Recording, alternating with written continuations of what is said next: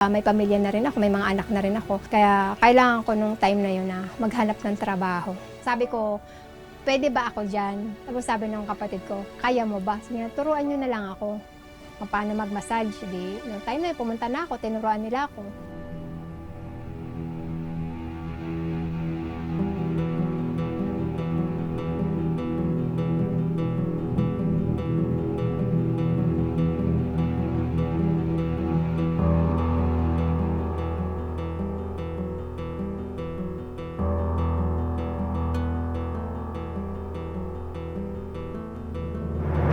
Ay, sir! Sir, hindi yung pwede yan. Kaya massage kami dito. Ano? Iyan ang sinabi ng kumpare ko. Sabi niya, pino-offer daw kayo dito ng extra. Eh, so okay siya rito eh. Pero naman, hindi naman ko ka yan eh. 1 hour na ko. Ang waste na ko kayo. Sa kasya na lang ko kayo magbayad.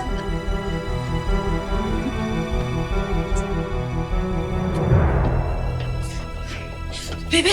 Bebe! Balat ka naman, Joanne. Bebe, di ba meron? Yung yung customer ko, may sinasabi siya. Meron siyang gusto kong mangyari pagkatapos ng massage eh. Ano daw? Ano ba ibig sabihin ba nun? Yung iba rito eh. Ano? Ano? Kakabago-bago mo dito, may eksena ka, ha? Hindi, nagtatanong lang naman si Joanne. Tatanong. Alam mo ikaw, huwag kang makikialam sa diskarte ko dito sa spa, ha?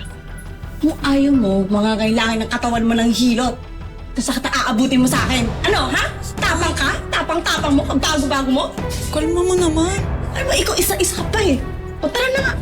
Pero pa ako mamaya. Sige.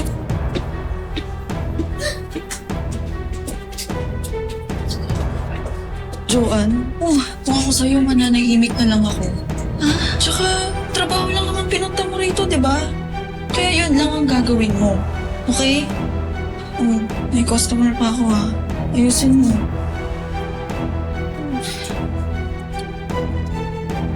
Talaga.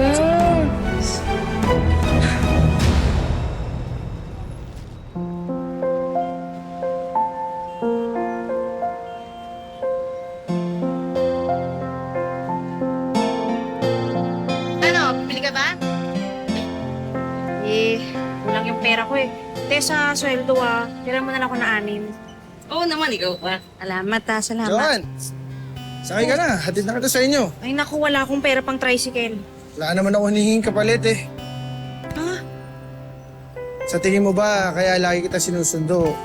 Eh para mapersa ka sagutin ang panliligaw ko sa'yo? Naku, Ellie. Alam mo, mabuti kang tao talaga. Sa totoo lang, napakaswerte kung sino man yung babae na makakatuluyan mo. Pero sa ngayon talaga, Ellie, wala sa isip ko yung makipagrelasyon eh. Kasi, yung oras ko pa nga lang, kulang na para sa mga anak ko. Eh, naiintindihan ko naman. Pero pwede bang wag mo ko itaboy? Pwede ba dito lang ako? Hanggang sa handa ka na. Hintay na ako ng mga anak ko, ha? Joanne! Joanne!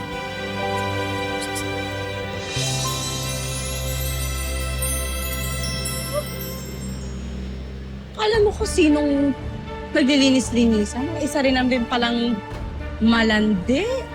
Baka kamatay lang na asawa niyan. Kumakarengking agad. O, tara na. May iyas pa ako mamaya.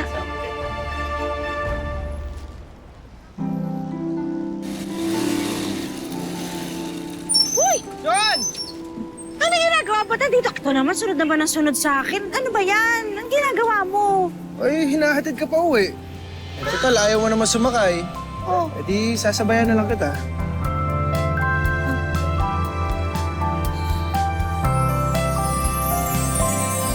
Ay nako, ang dami mong ginagawang ano.